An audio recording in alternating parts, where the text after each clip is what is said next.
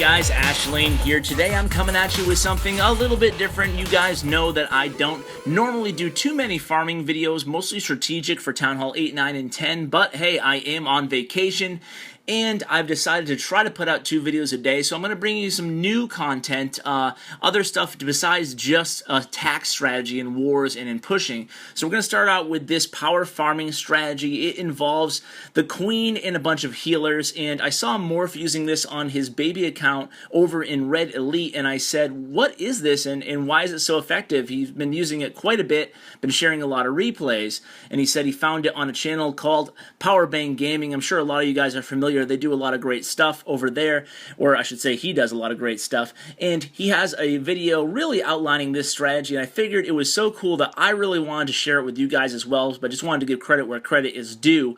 So let's go ahead and talk a little bit about the strategy. It involves a queen and about 7 to 11 healers. Now, I've seen different numbers of healers, a variation depending on what level you're farming at. I mean, obviously you're more apt to find your own town hall level, but the whole idea of the strategy is you take your queen, you keep your queen up. Obviously can't be used while queen is upgrading, but this is a good way to farm your king to max, right? So you go ahead and you're using the queen, you're using minions rather, to funnel your queen into the center of the base. Now you don't have to use all the healers. You can see here Morph was able to hold back on a healer using for next raid, because you kind of assess where the expos are, where the opponent's main defensive concentration is, and you can kind of go ahead from there. Now the whole idea on the next video, we'll discuss exactly what you're looking for in a base. Well, you're obviously, I asked Morph, he's looking for around 2,000 or more Dark Elixir available, but more importantly, he's going to make sure that it's not a collector raid. You want to make sure the Dark Elixir, the first thing you look at in a base is where the Dark Elixir storage is located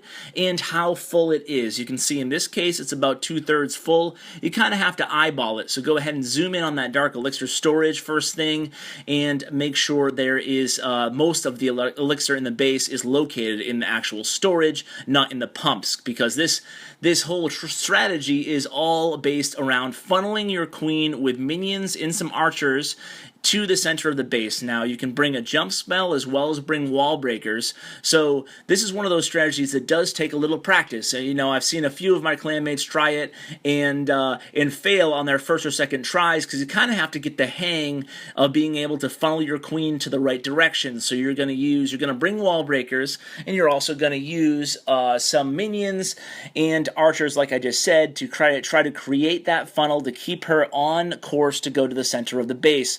Now you can use that jump spell as Morph did. Now with his strange wallbreaker AI, I know that Supercell said they kind of fixed the AI, but I've still seen some funky things happen with wallbreakers, so I advocate still bringing them, but it's also important to note that they don't always land where you want them to. So bringing a jump spell is a smart thing to do on top of the wallbreakers, especially for a base like this, where you can get in with just one jump spell, get the queen to the center there. Now, one smart thing that Morph does is, you can see he doesn't use his clan castle on this raid or the previous one. That's because his clan castle always has wizards and barbarians in it.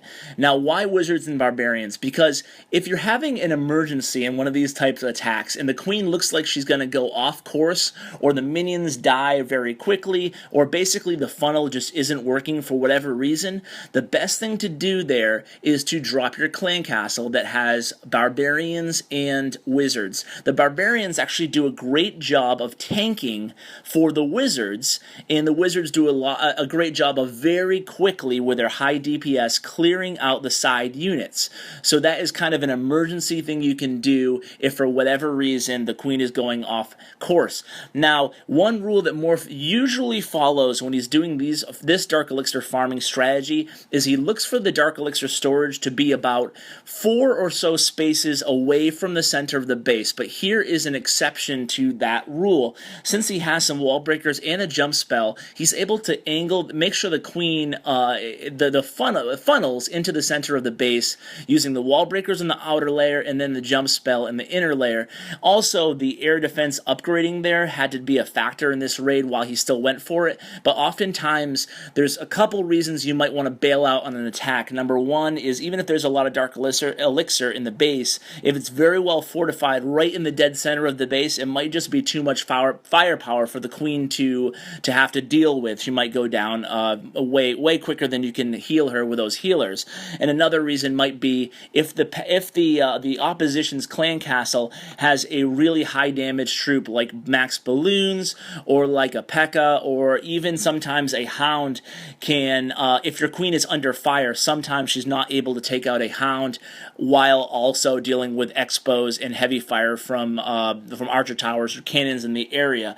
So you have to assess all these things, but using the poison has really helped on this. But the number one thing that's helped on this whole strategy is that you can't zap Dark Elixir storages anymore, so you can actually afford to hold a decent amount of Dark Elixir, not have to worry about it. So with the end of zapping, this is pretty great because people are actually holding more Dark Elixir because people aren't zapping it, right? So that allows you to find more viable candidates as far as having opponents with their Dark Elixir storage is pretty full. So you can see here, Morph felt pretty confident going into this base. He held on to the Queen's special ability. You can see in this raid he had the King available too if you needed him for funneling, but obviously if you don't need the troops, don't use them. You can see he held back on a couple healers here too, just collecting a few ancillary collectors on the outline there, and you can see he took the loss there, but it doesn't matter. It's all about getting the Dark Elixir. So, and I'm going to end this power farming video just with a recent replay we had over in Red Elite by Cal L.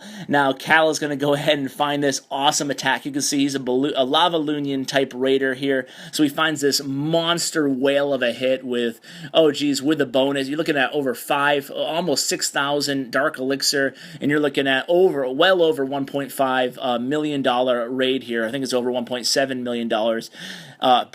That'd be awesome too, but resources makes more sense. But you guys can see that this is a very effective strategy, a good old Lava Lunion farming or La Lunion farming. So guys, I'll be coming at you with another video tonight. Hope you enjoyed these little bit off the beaten path recordings for my channel. Like I said, I usually stick to strategy videos, but I decided to bring a few farming videos here and there. Tonight, there should be a pushing Life in the Clouds video. So guys, thanks for tuning in. I appreciate it, and take care.